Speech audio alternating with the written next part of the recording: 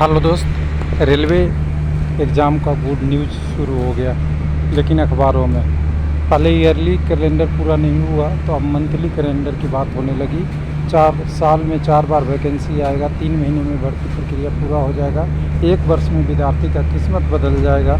Group D की भर्ती नहीं आएगी और एनटीपीसी की आएगी तो 19,000 प्लस यानी 20,000 का समथिंग कुछ वैकेंसी आएगी।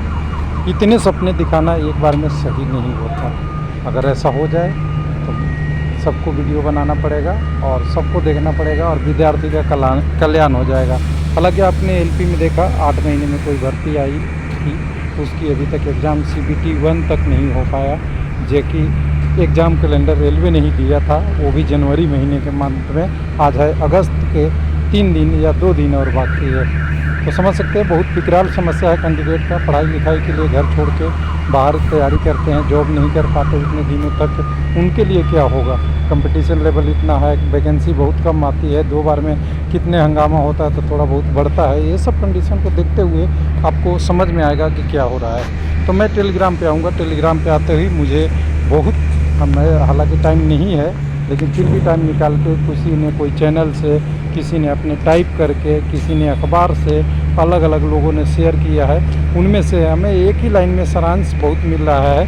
हालांकि हमने सुबह ही वीडियो बना दिया था आपको कि रेलवे जो वैकेंसी निकालने की बात कर रहा है ना, वो कुछ और ही है। आपको थोड़ा सा चेंज करने का है, माइंड डाइवर्ट करने का इशू है। लेकिन फिर भी अगर ऐसा होता है तो वेलकम कदम है। कहा जा रहा है कि रेलवे में 61,000 भर्ती को 2024 में किया जाएगा। अब जनवरी मार्च 2024 में लॉकआउट ताल कितनी रखती है, भर्तियाँ चल रही है।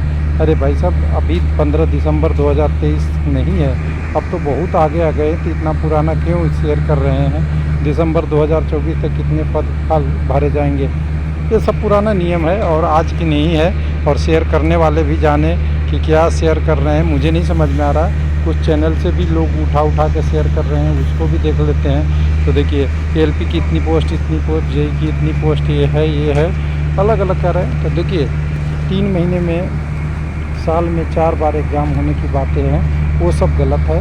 ये पॉसिबल नहीं है रेलवे में अभी। यहाँ देखिएगा, इसमें कह रहा है रेलवे में खाली पदों के लिए साल में 4 बार भर्ती करेगा। पहले नेशनल एग्ज़ाम कंडक्टिंग एजेंसी की बात हुई थी 2021-22 में, जब कोविड के टाइम था। उसके बाद वो भी स्लो हो गया, ख़त्म हो गया। आप क्या करते हैं? तो इस हिसाब से अगर देखेंगे तो 4 बार भर्ती, महीने में 4 या 4 साल में 1, ये नहीं समझ में आ रहा है। तो 4 साल में तो एक हमने देखा है, वो पूरा हो जाती है। 18 वाला 22 में, 19 वाला 23-24 में हो ही जाती है। तो वही है, केवल लिखने का तरीका अलग है और अलग अलग चीज़ें हैं। हो सकता है हो जाए तो सुनहरा ऑप्शन है। अब यहाँ पे बात उठता है कि एनटीपीसी की कितना पोस्ट इसमें दिया है।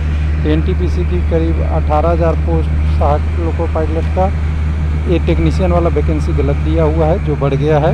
उसके बाद आपका आगे वाला भर्ती एनटीपीसी में ग्रेजुएट का 16,154 और अनग्रेजुएट में 3445 लगभग, दोनों मिला देंगे तो 20,000 से थोड़ा कम। उसके बाद यहाँ पे ग्रुप डी की बात नहीं किया है। तो ग्रुप डी में रेलवे में जो भर्ती होती है, ध्यान दीजिएगा, आरआरबी करता है इन सारे वैकेंसी को और आरआरसी करता है ग्रुप डी का। तो वो भूल गए होंगे महोदय कि रेलवे में आरआरसी भी है, तो उसको छोड़ दिया। तो केवल 65,000 ही नहीं, 65,000 से बढ़ भी जाएगी। तो ये सब चीज़ें ना आपको अखबार में नहीं देखनी चाहिए, आपको ऑफिशियल वेबसाइट में देखनी चाहिए। ये सब चीज़ें बकवास है। जब एग्ज़ाम हो जाए कैंडिडेट के लिए अच्छा है, इन सारी चीज़ों में नहीं आइए। हर बार नया चीज़ आता है जिससे कैंडिडेट का ही नुकसान होता है। और भर्ती तो टाइम से ही रेलवे का होता है।